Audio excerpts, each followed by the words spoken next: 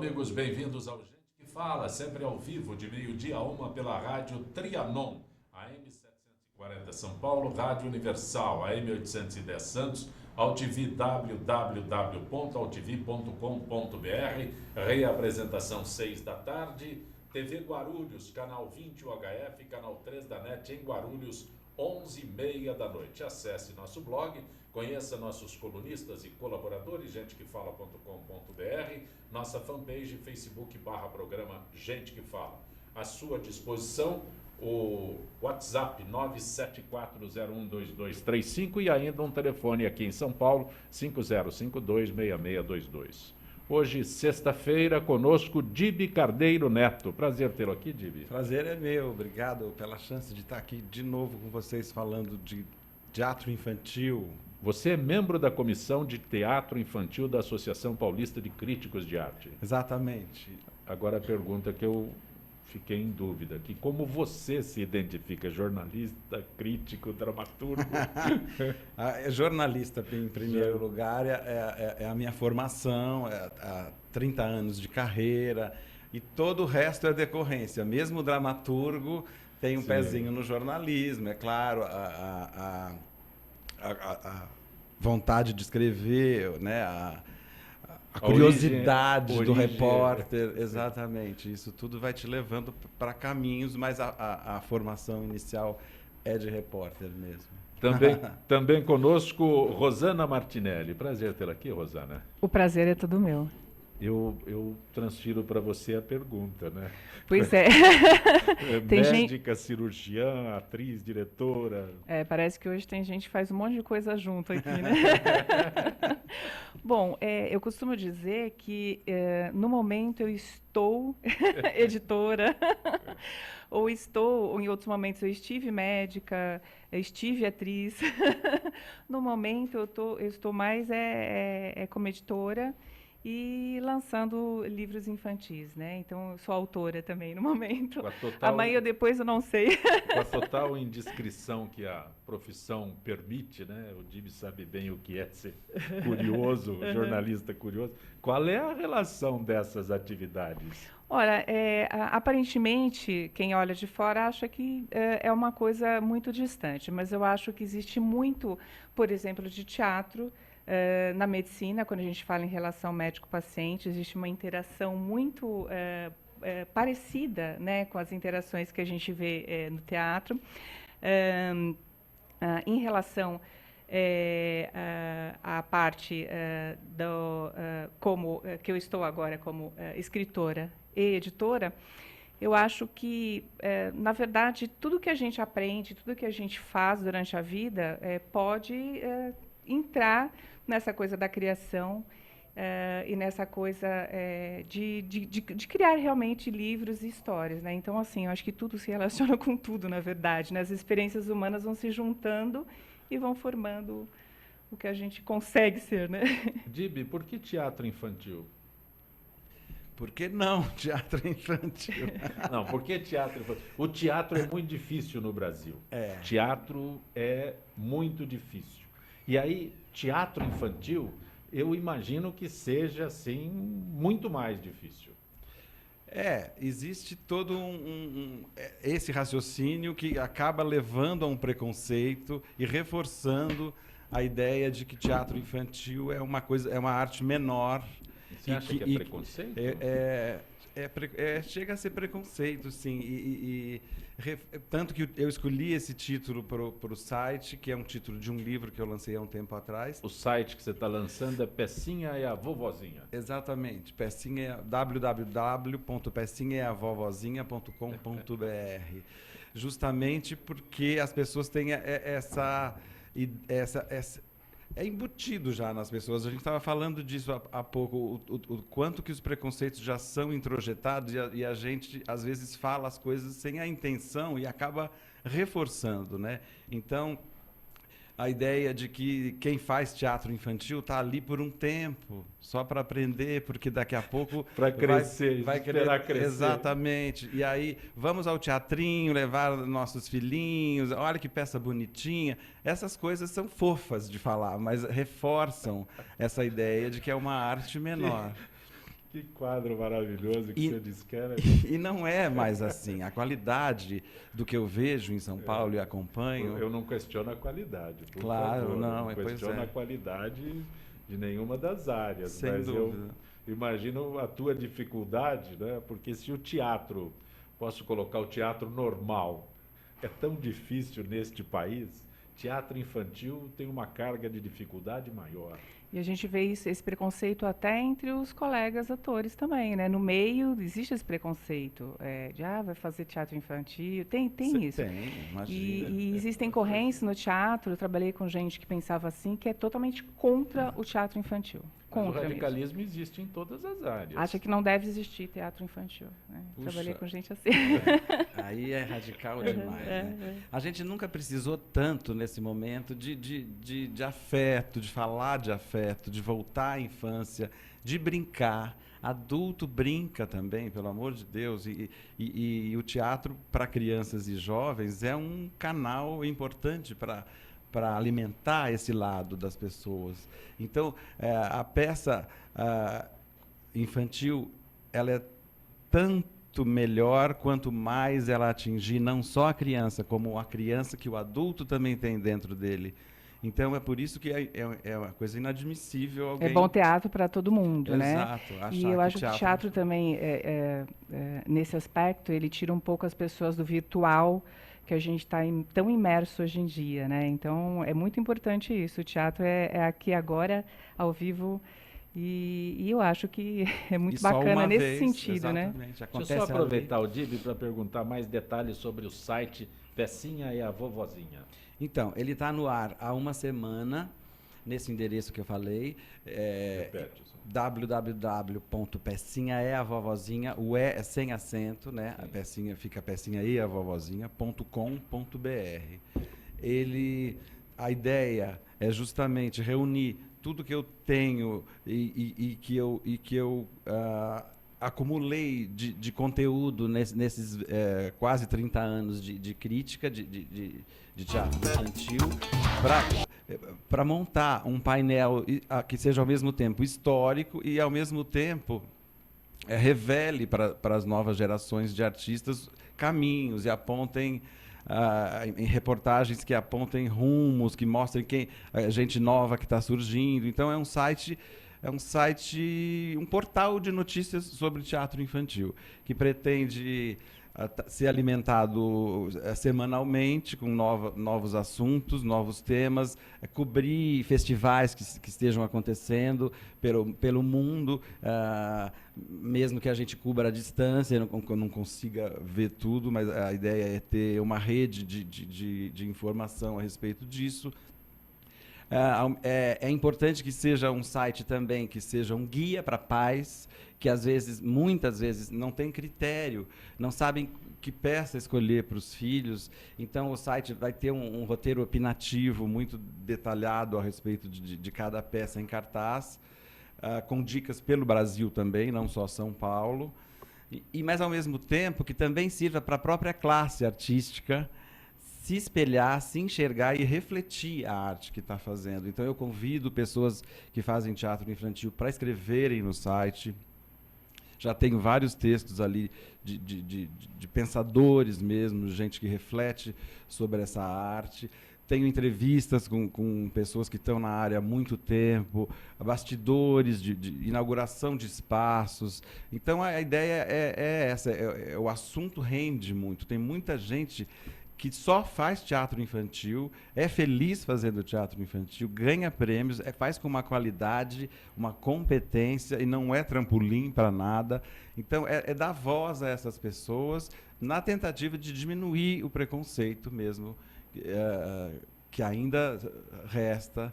Diminuiu bem, melhorou bastante, mas ainda tem um certo olhar de arte menor para o teatro infantil que o site pretende combater mesmo e apontar o dedo e dizer pecinha não, pecinha é a vovozinha. Rosana Martinelli, não vou fazer a mesma pergunta que eu fiz para ele sobre o porquê da literatura infantil, mas o que é o livro O Pinguim Azul de Miguel? Bom, O Pinguim Azul de Miguel é o meu segundo livro, né? Lançamento. São esses aqui? Isso. Esse daqui, então, é O Pinguim Azul de Miguel, que é lançamento. E esse livro, a ideia inicial surgiu a partir do preconceito que meu filho teve na escola. Na verdade, ele sofreu bullying por ter cabelos longos, né? E isso ficou um tempo na minha cabeça. Ele reagiu muito bem ao bullying, a gente superou, a gente conversando com ele. Ele apareceu muito triste em casa, dizendo o que tinha acontecido, que chamavam ele de menina, de Teodoro, o nome dele é Teodoro. E a gente devagarinho foi explicando, foi dizendo, foi perguntando: você não acha seu cabelo bonito? Eu acho lindo, né? E não, eu gosto do meu cabelo. Ele dizia: então, se você gosta do seu cabelo, não há problema nenhum. É assim, quem está colocando isso é que tem o problema. Então, não é você que tem o cabelo comprido que tem problema. Então, ele foi entendendo muito bem isso. E também entendendo que as crianças que estavam se colocando dessa maneira também eram bombardeadas por alguma informação de que aquilo de cabelo comprido não é para menino. Quer dizer, um problema de conceito sexista mesmo, né? Então, vem dos pais, vem de informações externas e, assim, aquelas crianças só estavam refletindo isso. Quer dizer, não tinha maldade na criança que estava fazendo. Na verdade, o bullying e a chacota que as crianças fazem umas com as outras é uma coisa que existe desde que existe criança. E a solução mais prática de cortar o cabelo? Pois na verdade, eu até coloquei para ele. Né? Eu até coloquei para ele. Se ele queria. Porque às vezes assim chega a um ponto que a criança não está suportando naquele momento aquele problema. Então a gente tem que dar a opção. Mas a gente também deu a opção de: não, você quer continuar com o cabelo? E assim foi reforçando a autoestima dele.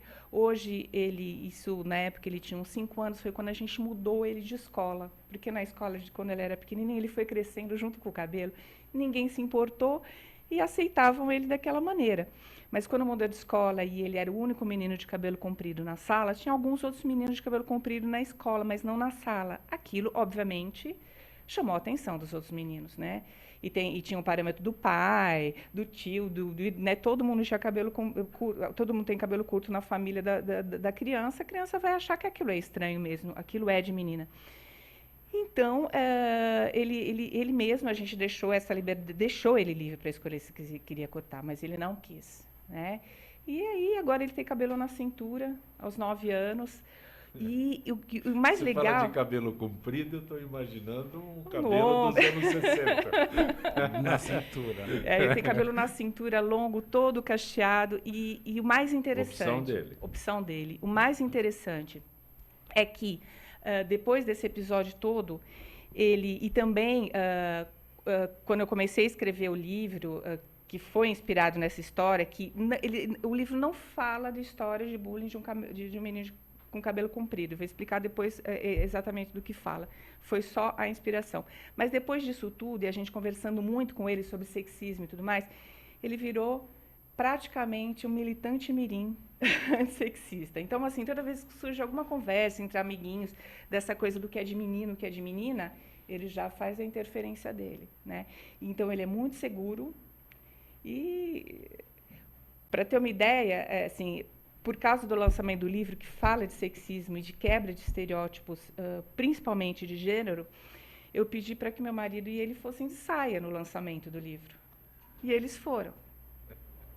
Não foi um kilt, foi de... Foi kilt. O dele era modelo kilt, por um acaso, o do Teodoro. E ele gostou tanto, e ele entendeu que essa coisa...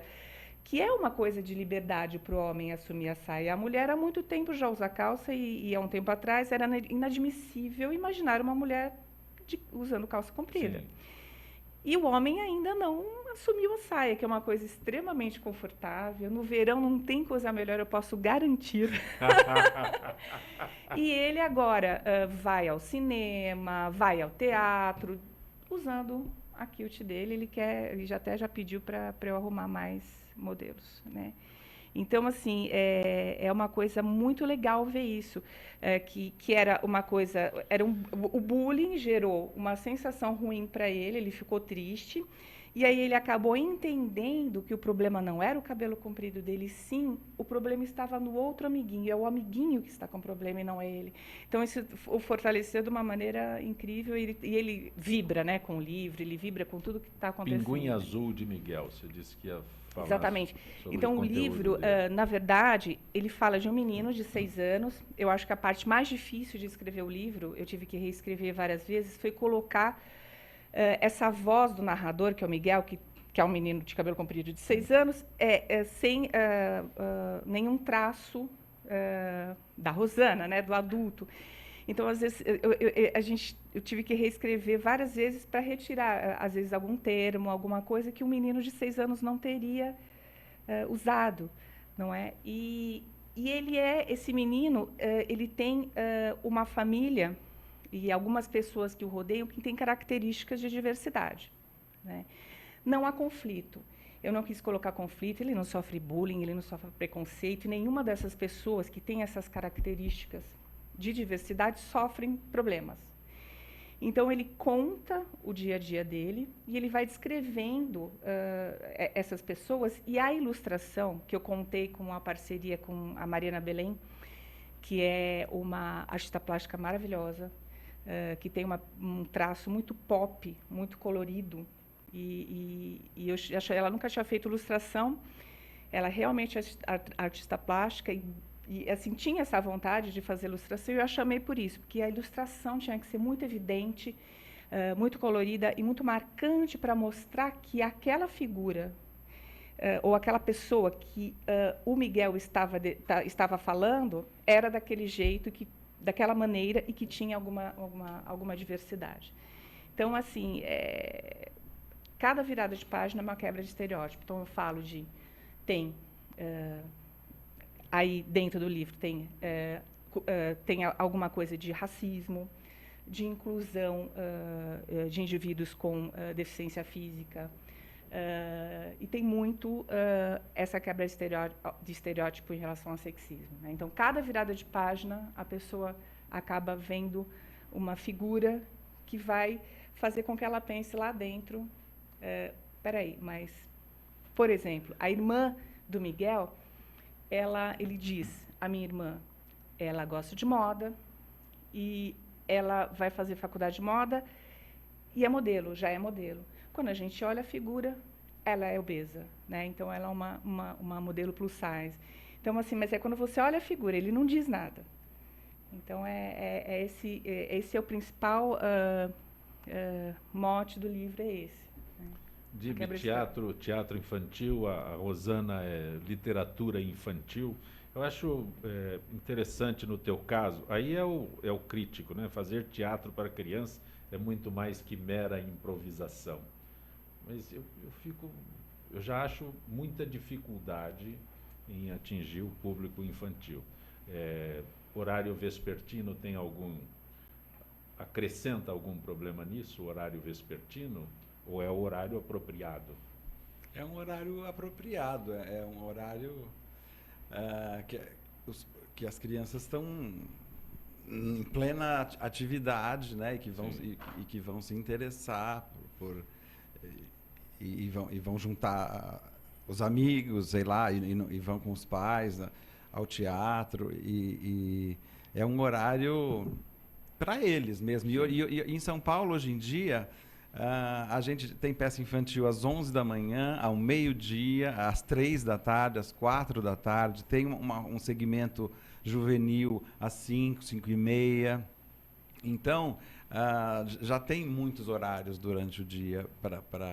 E tem muita peça no horário da noite que também é censura livre, que também é possível levar as crianças. Então, o horário né, realmente não é uma questão que limita. E quando você diz que não é uma mera improvisação?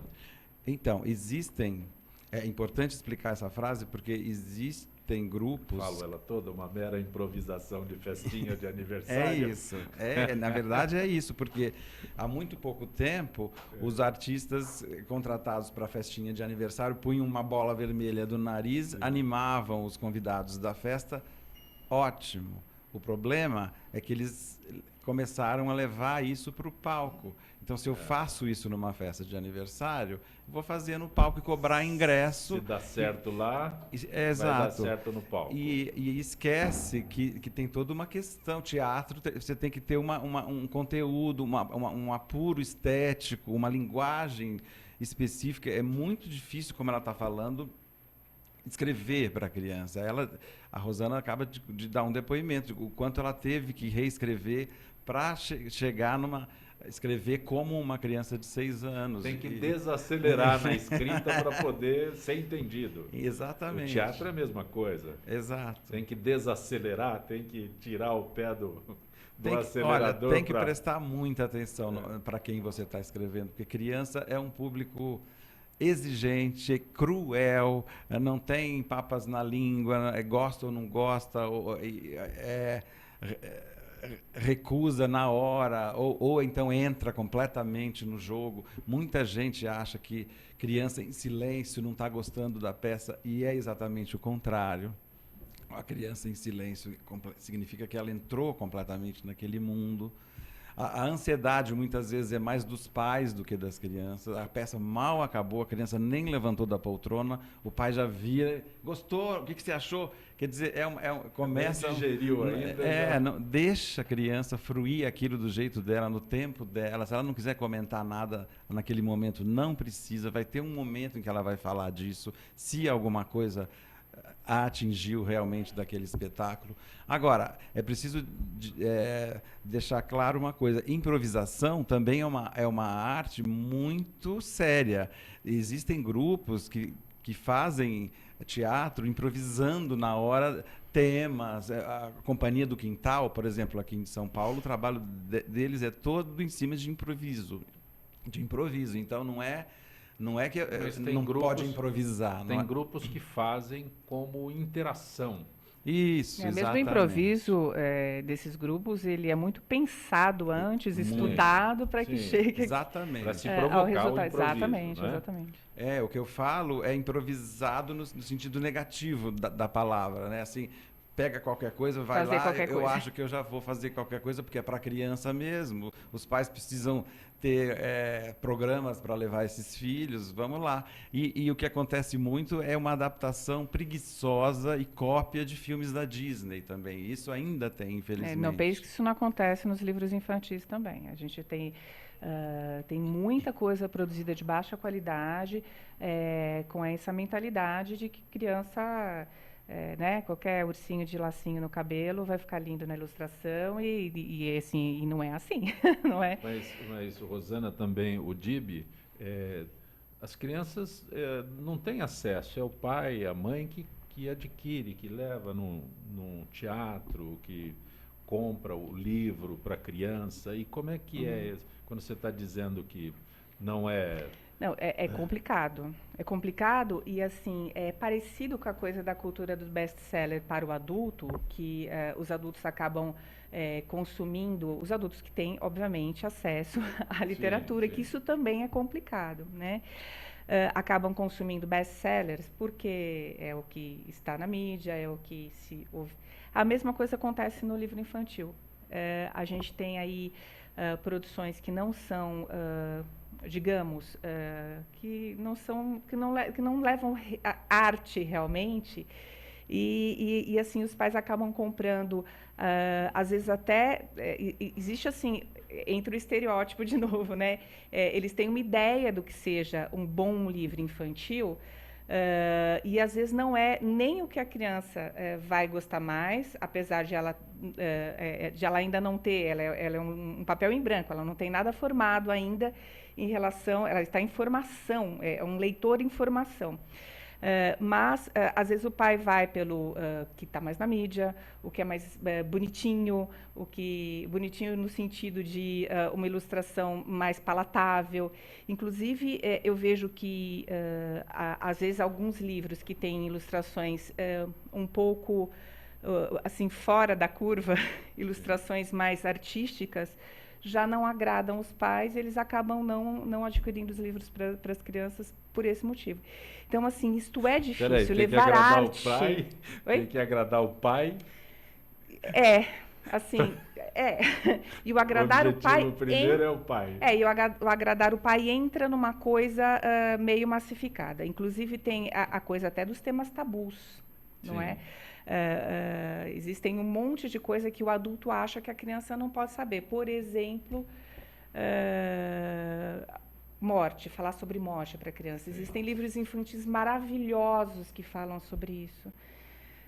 Inclusive, eu vi uma peça do Capella que começava com a morte. Exatamente, o cortejo fúnebre. Do cortejo fúnebre, que eu jamais vou esquecer, né? Então, assim, o adulto acha que a criança não pode acessar algumas informações. E, assim, informações essas que fazem parte da vida, do dia a dia de todo mundo. E, às vezes, você tirar essas informações das crianças quando ela está fora da situação, por exemplo, a criança lê um livro que fala sobre morte ou vê uma peça infantil que fala sobre o tema. Ela tomar contato com isso quando ela não está na situação é uma coisa que vai prepará-la para a situação que todo mundo passa, não é?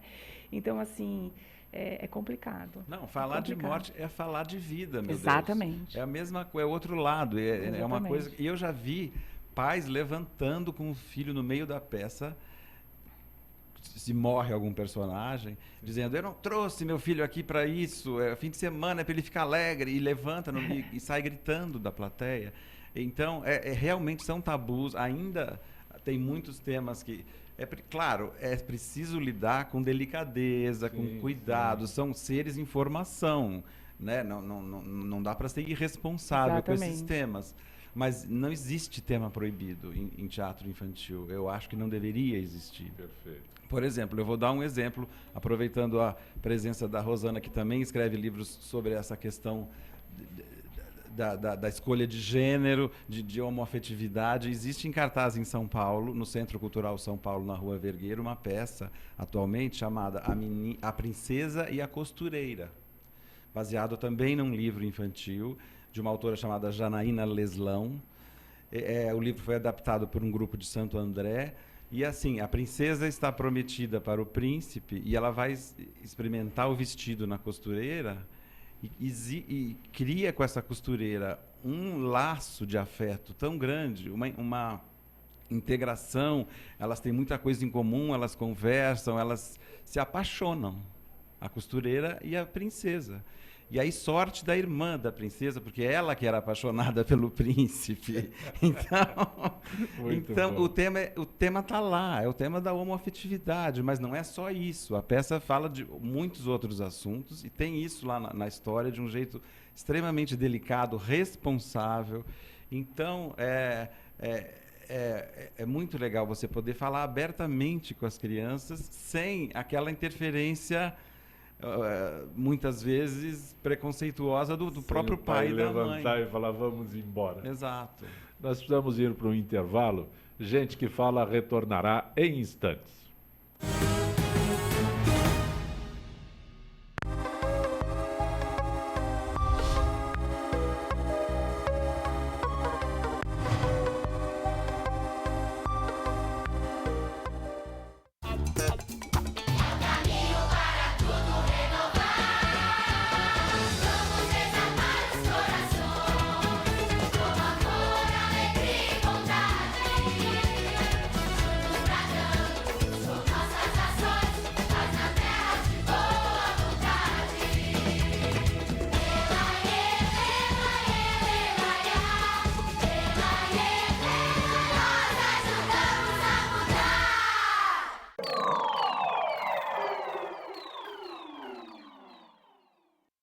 Oi, eu sou Letícia Spiller e quero convidar vocês a fortalecer o movimento que quer criar uma lei para acabar com o desmatamento no Brasil. Nossas florestas não podem mais ser destruídas. São elas que garantem a nossa qualidade de vida. Eu quero floresta em pé, água fresca, clima ameno e desmatamento zero. E você? Participe, assine a petição.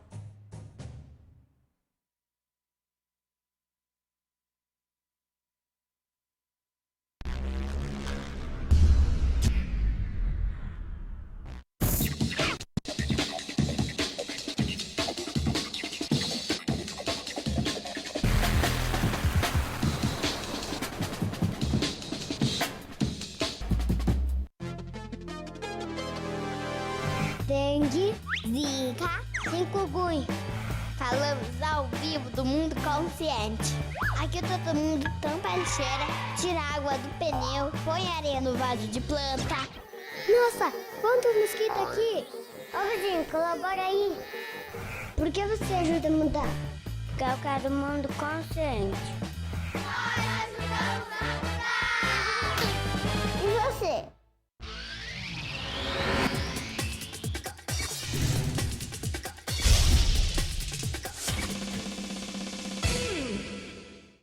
Se você fez alguma cirurgia antes de 1993, você pode ter contraído hepatite C.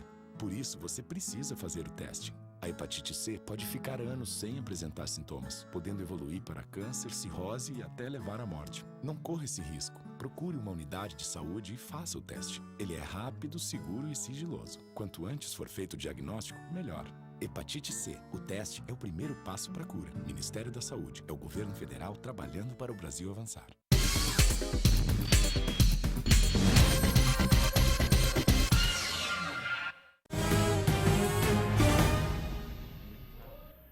Você está conosco no Gente que Fala pela Rádio Trianon, AM 740 São Paulo, Rádio Universal, AM 810 Santos, AltV, www.altv.com.br, reapresentação 6 da tarde, TV Guarulhos, canal 20 UHF, canal 3 da NET em Guarulhos, 11h30 da noite. Nosso blog, gentequefala.com.br, nossa fanpage, Facebook/programa Gente que Fala.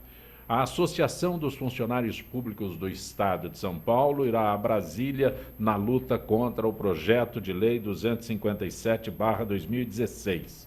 A FIPESP já esteve em Brasília dia 1º de agosto, ao lado de várias entidades de servidores públicos, no trabalho de conscientização sobre os efeitos nocivos do projeto de lei complementar 257/2016.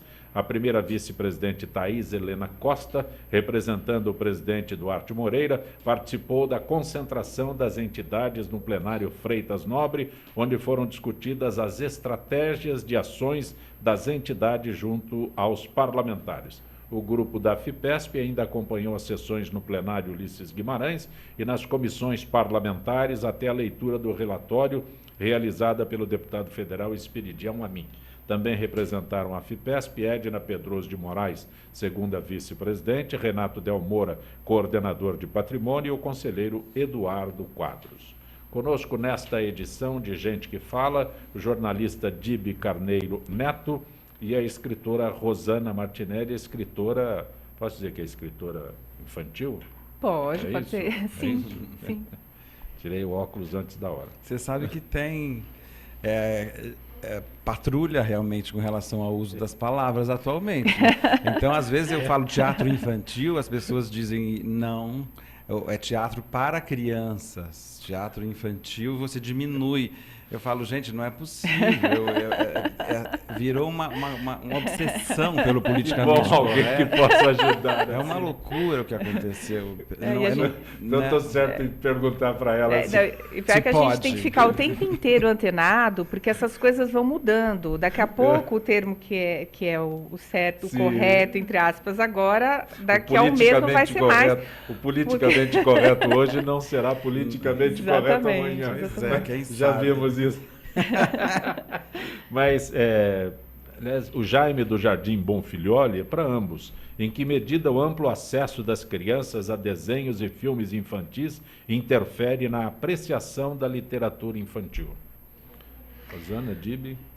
Bom, eu acho que informação e cultura leva à busca de informação e cultura. Então, eu acho que eu acho bom o amplo acesso a esse tipo de conteúdo também. Eu não acho que sejam coisas que se choquem. Né? Eu acho que, pelo contrário, eu acho que quanto mais informação, quanto mais cultura, quanto mais arte a criança tiver acesso, é lógico que eu acho que cabe aos pais também observarem se a coisa não está indo só por um lado, né? Quer dizer, a criança fica o tempo inteiro na frente da TV ou fica o tempo inteiro fazendo determinada atividade em detrimento de outras, né? Até brincar ao ar livre, né? Então, acho que que é por aí. Eu acho que não tem... Tudo é uma questão de bom senso, exatamente.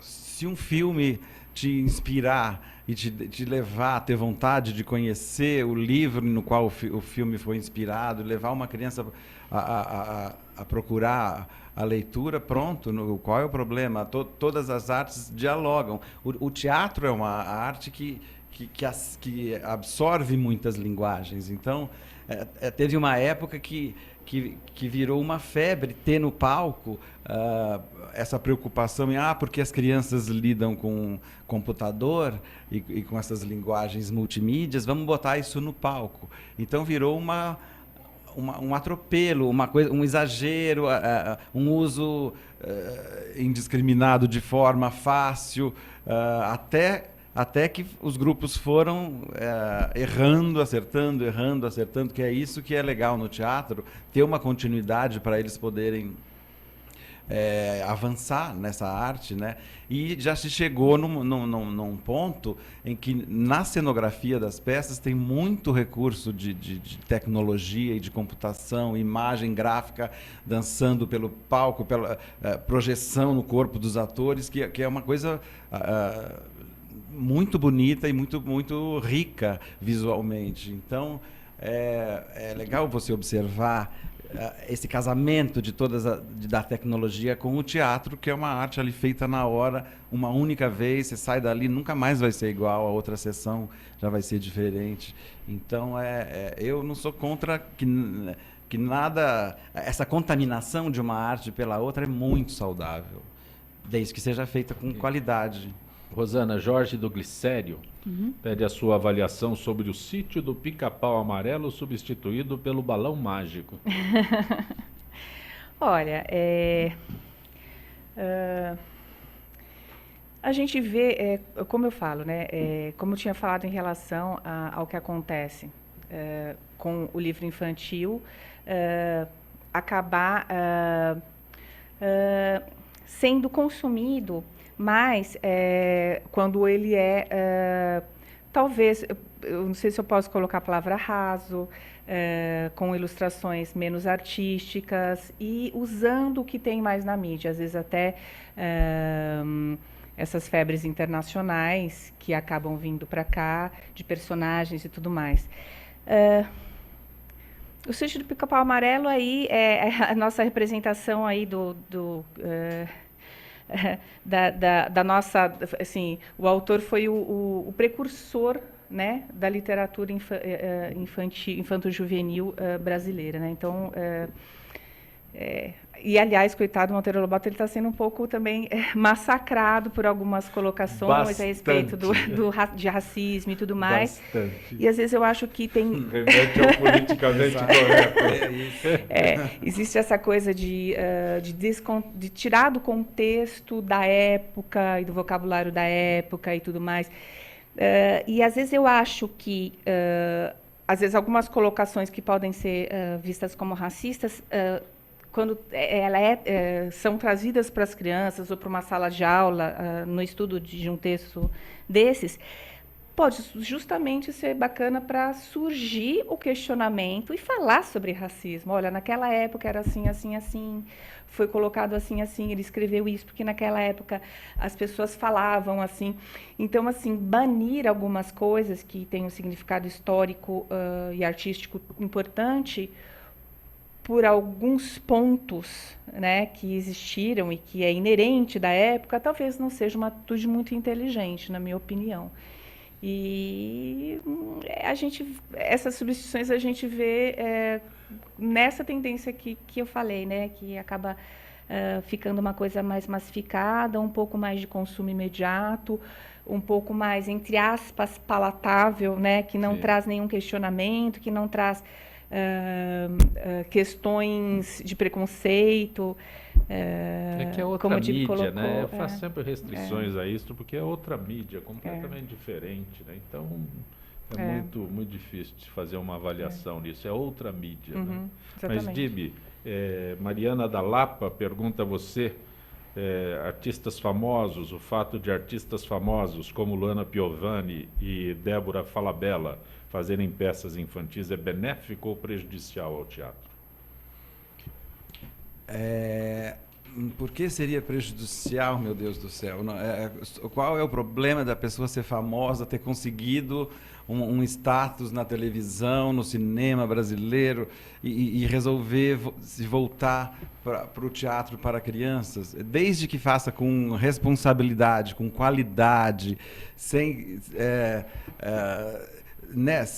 essa questão de ser raso, como você falou, de estimular meramente o consumo. Qual é o problema? Luana Piovani fez coisas ótimas no teatro. A Débora Falabella é uma atriz que faz bem tudo que ela fizer na vida também. Não acho que esse preconceito com atores famosos no teatro também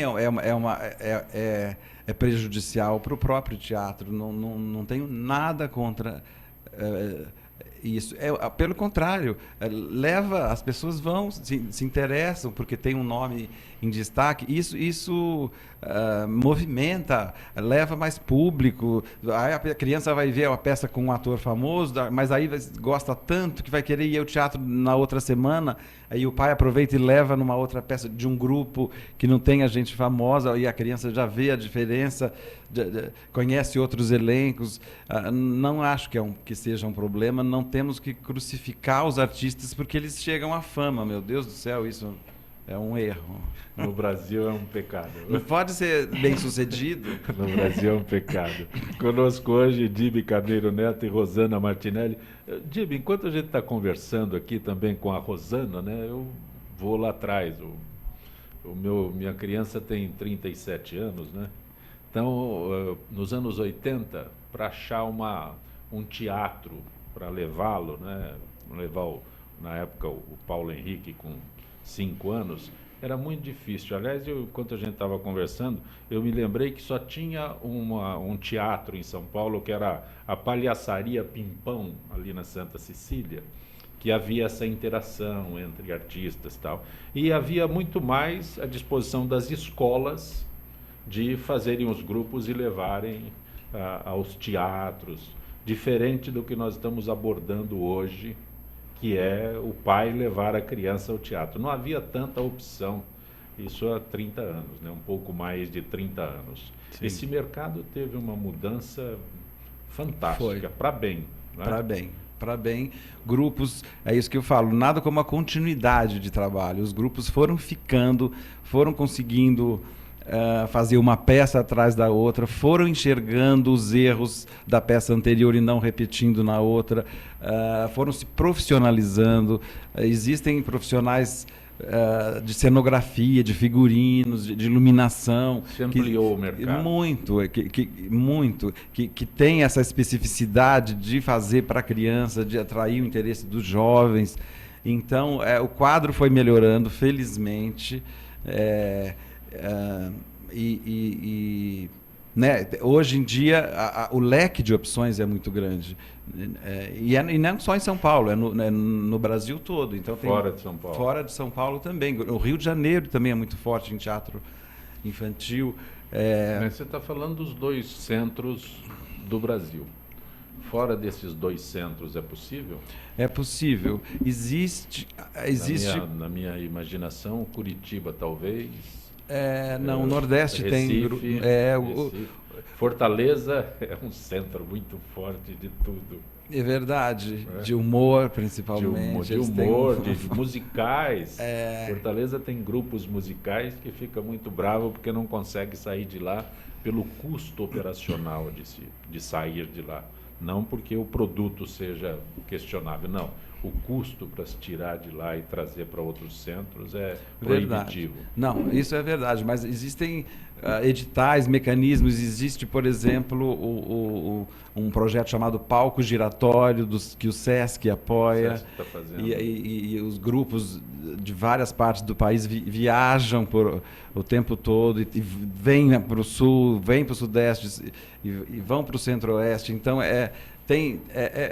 tem mecanismos hoje em dia de circulação mesmo da informação e das peças que não havia há um tempo atrás. E isso facilitou em ganho de qualidade, porque um artista tem que ver o que o outro artista está fazendo para ele ter um parâmetro, um nível de comparação. Ele não pode ficar olhando só para o próprio umbigo, faz as peças dele e não sabe o que está acontecendo em volta. É fundamental que quem faz teatro veja outras coisas o tempo todo. E isso melhorou muito. E quais são os 10 pecados no teatro infantil? Então, isso é uma lista que eu fiz na imprensa quando eu trabalhava no Estadão e dei um ibope, porque é incrível como lista é uma coisa que dá ibope na imprensa, né? Sim, é uma loucura isso, até verdade. hoje. Você faz lista de qualquer coisa, todo mundo adora. E eu comecei a observar coisas que se repetiam nas peças, de tanto ver todo fim de semana, e montei essa lista. Então, por exemplo, peças que têm obsessão pela lição de moral. Então, isso acontece nos livros infantis também. Claro. Dá para fazer uma lista. Eu abomino. Dá para aplicar a lista na literatura infantil. Com certeza. São próximas as áreas, né? Então, porque é para criança, você tem que ter uma lição, terminar com uma frase. Ensinar a escovar os dentes, dizer que tem que comer verdura, não é? Não, eu Como é que é, E não é o lugar. Não, já vi várias peças que ensinam a escovar o dente. E o dia do índio, e o dia de não sei o quê.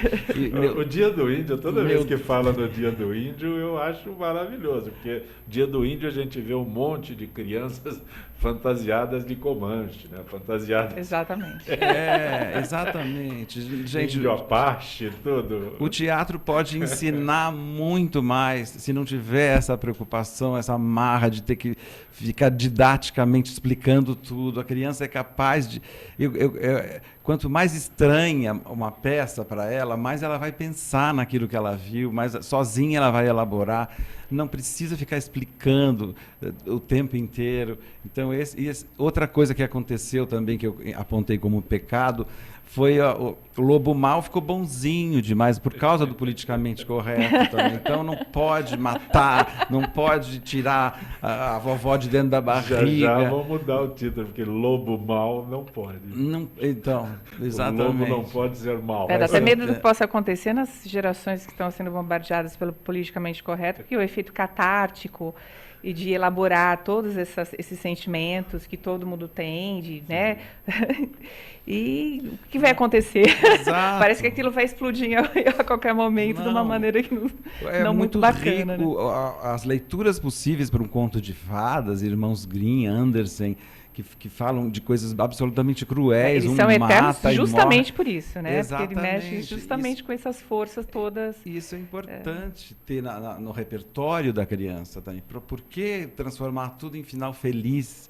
Né? A Disney fez isso com os contos nos filmes e foi todo mundo querendo acompanhar.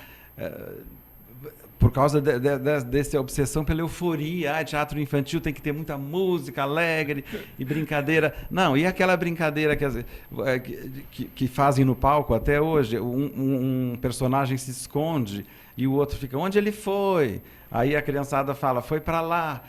E o cara vai para o lado oposto. Aí a criançada começa a gritar, mas não é lá, é lá.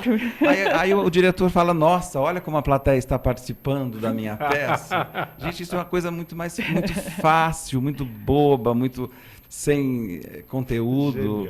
Genial. Mas acontece ainda demais. Genial observação. Rosana, e no caso da literatura, a influência da família? Bom, é essencial, né, que o livro só chega na mão da criança pelos pais. Sim. E na escola, né, se o livro chegar na biblioteca da escola, né, pelos professores, tá bom. Mas em relação à família, eu acho que é muito importante para a formação dos leitores adultos, né, que a literatura seja uma coisa adequadamente consumida. Quer dizer, não tem como formar leitores se nossas crianças não tiverem acesso à literatura. E uma coisa muito importante também, que isso é até chavão, o pai tem que dar exemplo também, né? Então, assim, é muito difícil falar, porque existe essa coisa do pai não leitor, querer que os filhos leiam quando criança. Então, assim, a gente vê até em feiras e eventos de literatura que a procura do livro infantil pelo adulto até é importante, né? É grande. Mas é muito importante que isso seja sempre reforçado para que essa criança cresça com hábitos de leitura. E também o pai, não adianta oferecer livro quando criança e a criança nunca vê o pai lendo. Então, aí vai virar adolescente, vai ter aquele tempo restrito para um monte de coisa, vai ter que a escola ficar mais difícil, tem livros adotados que ele tem que ler, muitas vezes a contragosto, muitas vezes são colocados, assim, a leitura é colocado como uma coisa impositiva, e aí fica difícil. Então, esse possível adulto leitor que era aquela criança se perde no caminho, né? E aí é um ciclo vicioso. Estamos no finalzinho, mas ainda dá tempo de uma pergunta que pode parecer sem propósito. A Bienal para a literatura infantil. Bom, a gente vê que na Bienal existiu uma frequência muito grande de, como eu falei, pais levando as crianças. Eu acho que as vendas de livros infantis é bem grande na Bienal, e muitas escolas que levam as crianças, né? E é o que eu falei, as escolas levam. Exato. Aí o pai se acomoda. Exatamente. Mas, assim, eu acho que a Bienal em si, eu tenho uma visão da Bienal, que eu acho que a bibliodiversidade, ela não é muito grande. Ela é um evento caro para as editoras, principalmente para as editoras pequenas, né? Então, são as grandes editoras que acabam participando. E nem sempre existe oferta de livros, assim, acaba existindo uma oferta maior, tanto para os adultos, isso em relação aos exemplares à venda e também aos eventos que acontecem. Eles ficam muito focados em best-sellers e presença de autores de best-sellers e tudo mais nos eventos. E os livros oferecidos para as crianças também não vai encontrar o Pinguim Azul de Miguel, porque o Pinguim Azul de Miguel, ele é da editora Quatro Cantos, que é uma pequena editora. E onde eu acho? Onde eu localizo? Acha a distribuição do Pinguim Azul de Miguel, ela está sendo feita para as melhores livrarias, né? De São Paulo, a princípio. Acha também no e-commerce dessas grandes livrarias e no site da editora Quatro Cantos, que é www.editoraquatrocantos.com.br. E é sem frete. O primeiro título teu, Seu Pesadelo? Seu Pesadelo foi você que inventou. Né? É um livro que fala de Freud para criança, é uma coisa pioneira. Né? Assim, eu não conheço outro livro infantil que trata sobre o assunto. Então, fala de... Também é uma coisa tabu. O psiquismo é uma coisa tabu, né? Então, na escola a gente aprende funcionamento do sistema digestivo, do sistema respiratório, mas o psiquismo a gente não sabe. Então, assim, isso é fonte de frustração, isso é fonte de muitos problemas. Repete o site pra gente. www.editoraquatrocantos.com.br. Como eu falei, sem frete, tá? Ao contrário de... Que bom. Grato por ter vindo ao nosso Gente que Fala. Pecinha é a vovozinha, o site, Dibi. Repete. www.pecinhaeavovozinha.com.br. Pecinha é a vovozinha, genial. Com o dedo assim. Parabéns. Obrigado, por ter obrigado vindo pelo ao nosso convite. Gente que Fala. Obrigado. Direção-geral do jornalista Fausto Camunha, diretora de produção Zenilda Salvato, redação Pedro Esquiavon, produção cultural Ricardo Godoy, na Rádio Trianon Benê, Cléo Rodrigues, Neildo Neres, Ricardo Valim, na direção da TV Guarulhos, Fernando Mauro, na direção da UTV, Alberto Luquete, na técnica James Eduardo, Paulo Afonso e Iago Matsumoto. Estaremos de volta segunda-feira, meio-dia. Grato, bom final de semana, até lá. Espero que tenha atendido a expectativa.